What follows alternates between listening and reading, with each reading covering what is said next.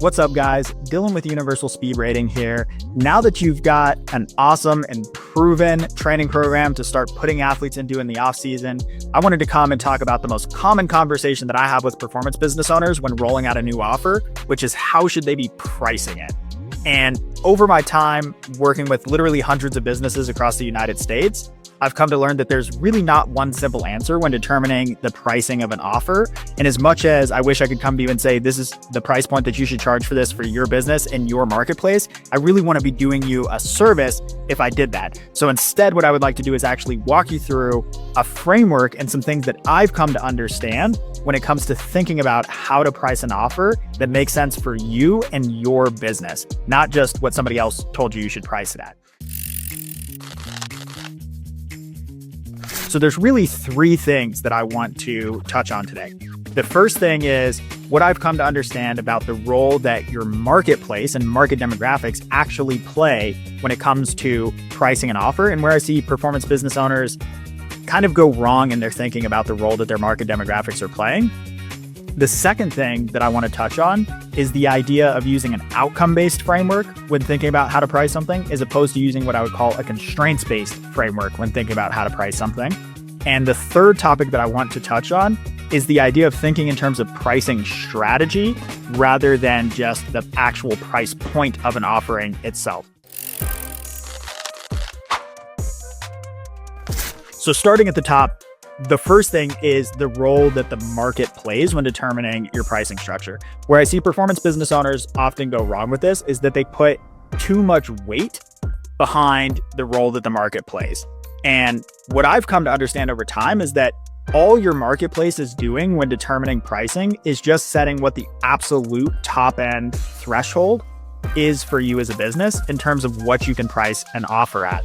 And so if we think about that, let's just say, for example, you're going to run this 8-week off-season training program, and in your given market, the absolute top end threshold for that offering is $1,000. Now, obviously, sometimes actually determining what that top end threshold is can be a little bit difficult, but I would say as a good rule of thumb, look at the most expensive service provider in your marketplace. So, go look at other training businesses and go look at the one that has the highest pricing and probably increase that by about 10%. And that's likely the actual threshold, the actual top end for your marketplace.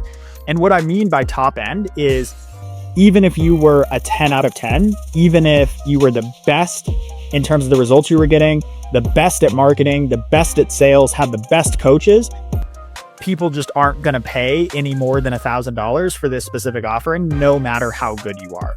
And so that's what I mean when I say the cap for the marketplace. Now, if we think about that and we think of it as being $1,000 just for simplicity, that would mean that while you can't charge $1,500 for this offering, that means that you can charge anything under $1,000 all the way down to zero.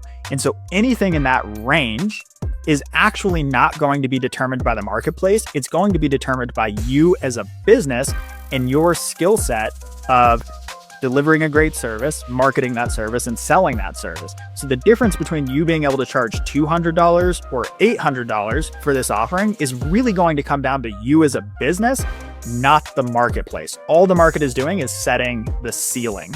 And so that's how I've come to think about market. And I think that that's been really useful for a lot of performance business owners in thinking about pricing, just to kind of remove a variable and reduce the amount of complexity. Now, the second factor when it comes to determining pricing is using an outcome-based framework rather than a constraints-based framework. What I mean by a constraints-based framework is letting your perception of the constraints in the marketplace determine how you should price an offer. So the mistake that I see performance businesses make a lot of the time is that they take an offer like an 8-week off-season training program, and the first question that they ask themselves is, what do I think I could get people to pay for this in my marketplace? And I actually think that's the wrong question to start with. I think the right question to start with is actually an outcome-based question, which is, what is it that you as a business are ultimately trying to achieve by even running this offer in the first place? So once all the dust is settled, once you've made the sales and you've done the service, what do you as a business want to have to show for it? What do you want to have changed in your business as a result of actually running this offer? So just like you would with an athlete, we should really be starting with the outcome or the end goal in mind. If an athlete came to you and asked how often they should be training or what type of training they should be doing or who they should be training with, your first question back to them would probably be what goal it is that they're trying to achieve.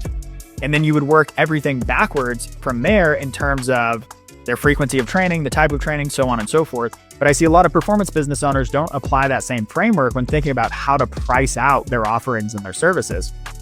So let's say for the sake of this example, you determine as a business that you want to run this off-season training program and you want to ultimately generate $10,000 in revenue from this program.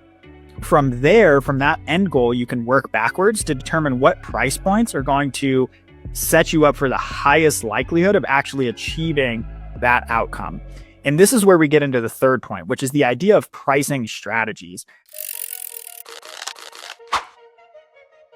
So once you've actually determined your end goal, the next thing that you want to do, instead of going straight to thinking about what the price point would be, is determine what your pricing strategy is going to be.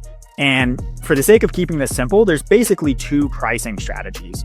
There's what I would call a high ticket, low volume pricing strategy, where you're going to price at a premium, so higher to your market threshold or closer to your market threshold, and expect to do a lower volume of sales. And then there's a high volume, low ticket strategy, which is the opposite. You're going to price low and try to do a lot of volume. And so once you've determined your outcome, the ultimate goal that you're trying to achieve as a result of running this offer, then you can think about what pricing strategy makes the most sense for you as a business to implement that's going to set you up for success. Because these different pricing strategies have different requirements. So for example, if you decide that you're going to run a high ticket, low volume pricing strategy, yes, that means that you need to make a lower number of sales to get to your ultimate outcome. But it also means that you're going to have to actually spend time having sales conversations, because most people won't buy a $600 offering online just putting in their credit card information. You're going to have to actually spend time on the phone talking to people or in person, actually making the sale. So if you're a time-constrained one-man show business owner, or you just hate sales, maybe that's not the best strategy for you to go with, and it makes more sense for you to achieve that same end result of $10,000 in sales by using a high volume, low ticket approach where you can price the offering in a way that most people will probably be willing to just buy it online without you actually having to have a sales conversation with them. And so if you've got a big audience that you built on social media and you're time constrained, a high volume, low ticket offering probably makes more sense. If you've got the skill of high ticket sales and you don't want to service, 40 or 50 kids in this offering, then a strategy of high ticket, low volume probably makes more sense. So I really like the idea of thinking in terms of pricing strategies and looking at what are your strengths and weaknesses as a business, and which pricing strategy should you employ that's going to give you as a business the highest likelihood of achieving the outcome that you actually want to achieve. Hopefully these 3 tips have been helpful. I know they've been helpful for a lot of performance businesses that I've spent time with over the years, so I wanted to bring them here to you. And if you need help with this, or you want more tips like this, or to network with other performance business owners who are thinking about these things and pick their brains, then you should definitely learn more about the Speed Lab partnership. I'm sure there'll be a link here somewhere that you can click to set up a call with us and learn more. Thanks.